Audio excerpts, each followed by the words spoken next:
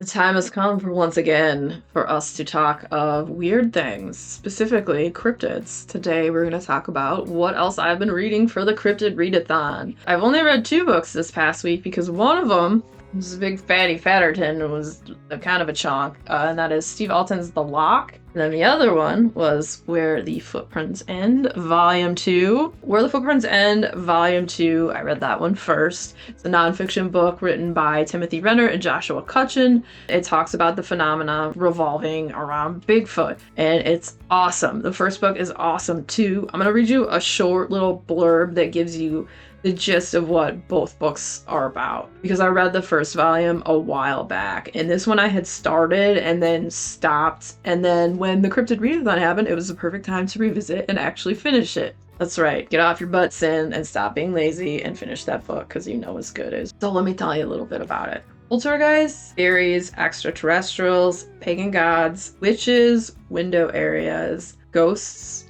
archetypal women, and white. Volume 1 of Where the Footprint Ends illustrates how such topics connect, at least on a mythopoetic level, to contemporary sightings of large, hairy wild men the world over. These subjects all broadly fall under the umbrella of folklore, both modern and ancient. Volume 2 takes a different approach, primarily examining the way high strangeness manifests in Bigfoot evidence. So the distinction is, of course, something of a misnomer. There's plenty of evidence reported in Volume 1. Similarly, Volume 2 is chock full of folklore. Perhaps a better description of the book is that it is much more experiential than its predecessor. So Volume 2 catalogs the peripheral oddities that are reported by Bigfoot witnesses. Mystery lights, peculiar sounds, stick signs, anomalous footprints and trackways, etc., and demonstrates why, by and large, conventional explanations remain unsatisfactory.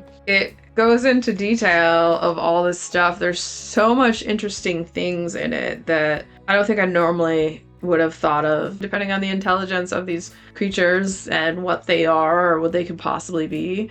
Some Bigfoot people think that Bigfoot is just primordial ape, and others think it's a liminal creature. Heck, I think that Bigfoot could be a tree for all we know. We don't know.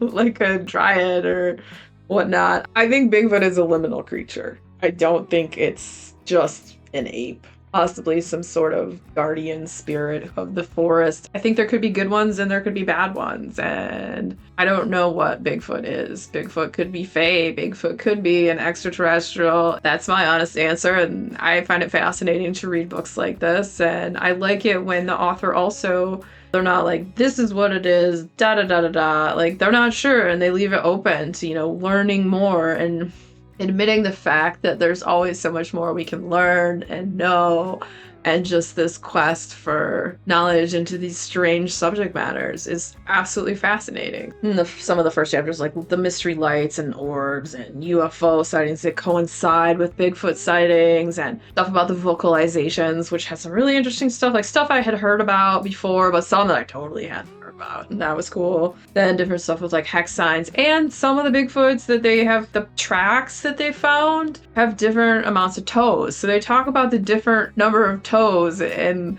what this could possibly mean, and they talk about hoaxes and hoaxers along with that in that same vein, and that was really interesting. And some of the different like trackways where there's been Bigfoot sightings over the years, how evidence disappears, how they can connect stuff to like the trickster archetype and all that. Then several case studies that they tie into the chapters, and they have just enough where it's interesting and it never becomes like droning on and on, because I've read a few books that's just like case study after case study after case study, and that kind of gets boring to me, at least. Like, they have the perfect amount where it's interesting to read each one, but then they also have a plethora of knowledge that they offer in each chapter. It's fantastic, and I would highly recommend, well, obviously get the first volume. Don't get this. I mean, you could read them separately, and I don't think it would be a bad thing, but definitely get the first one first. And if you like that, get the second one. Or if you are a completionist, buy both at the same time. I bought them separately. I got the first one first and I liked it so much I had to get the second one. So then the other book, The Lock, This is fiction, and it is a Nessie fiction. And how many pages was it? Oh yeah, it was like 500 pages. Anytime I read a book that's over 400 pages, I always get, it's not that I get mad, but I'm like, it stunts my reading. It doesn't stunt my reading. I just can't read more books. Which is dumb that I feel that way. I like reading large books, but sometimes I'm like, but I need to read more so I can keep up on my 3 videos a week and put all this unnecessary pressure on myself. Anyways, that's mainly why I don't read as many larger books, because I know it's gonna set back my reading a little bit. It's just me being neurotic, whatever.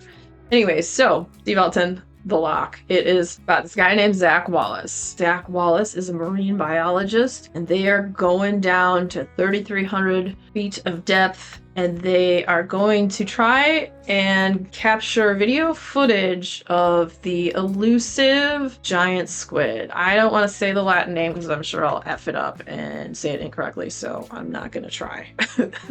But this guy, he created this lure that makes certain sounds that make the squid possibly think it's a school of certain fish, so that it's gonna come over there and be like, I want to eat this fish, dude. And they're gonna capture video footage of it. Well, crap goes sideways. This guy goes down there with 2 other people. All of them almost die. One of them dies, and they barely escape. He ends up in the hospital. He's all effed up.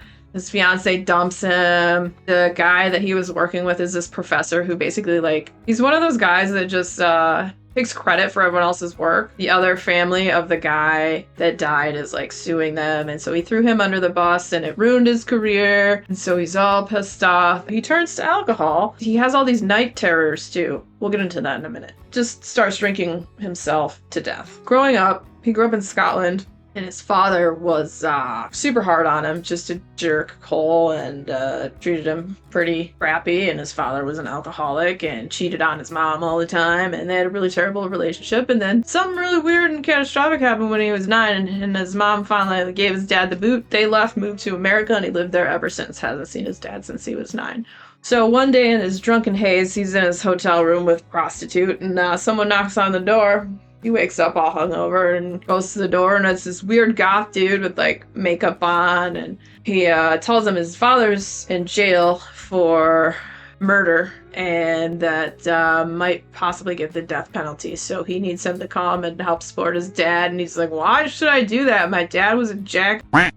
Eventually, the guy convinces him to go, and turns out, guess what? It's his half-brother. His half-brother from another woman that his dad had slept with. But actually, his dad left his brother's mom for his mom, and yeah, his dad was a big womanizer. So he ends up going back.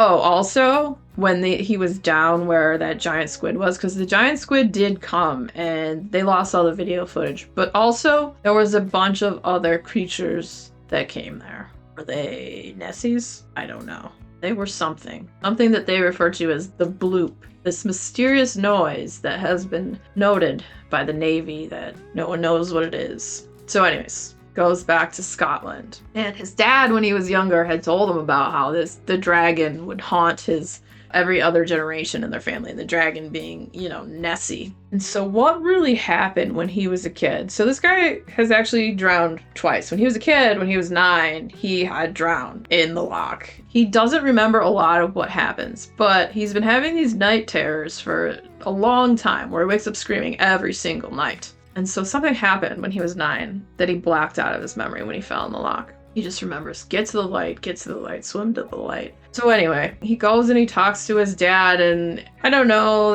they don't really reconcile, but it gives him a little bit of hope, because his brother apparently reconciled with his dad because he also thought he was a crap bag. So he talks to him, and he's like, yeah, I'll be there, and I'll show up in court for you and whatnot. What ends up happening when his dad goes to court, he tells what happens with the guy. So there's this guy who came to Scotland, owned a bunch of property, kind of a shyster. Him and Zach's dad got in an argument. Zach's dad punched him in the face. Then the guy fell off into the loch.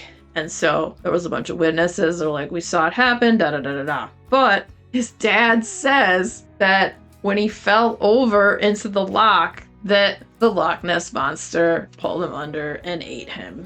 And then all this stuff starts happening in the area, showing that possibly there might be a Loch Ness monster causing a ruckus and chaos, and stuff is all weird. And you get into like all this crazy history of Scotland, and you get into some of the families with the Wallaces, you know, of William Wallace killed 50 men, Braveheart and whatnot. So you get some of that history. You get into the Knights Templar, which come into this as well. So it gives it kind of a weird vibe, and there's all this like weird mysterious stuff happening. But then there starts being these attacks that seem like they are possibly weird underwater giant creature attacks. At some point, he gets called to the stand, and he has to talk about his experience of when he was 9 years old, and he starts to remember what happened, and that possibly, yeah, maybe he was actually attacked by Nessie when he was a kid, and it gets all crazy, and it gets into what actually is Nessie. I liked it quite a bit. It's a big book. The only thing I thought was unrealistic, and it had nothing to do with Nessie. I thought the possibilities that they had and the reasons with like the connection to the Templars and all that, I thought that was great. But at the end, there's all these characters who had all this emotional trauma, and it seemed like it was just, the emotional trauma was too neatly wrapped up for me. There should have been a little more jagged edges left at the end, and it has a relatively soft landing at the end of it.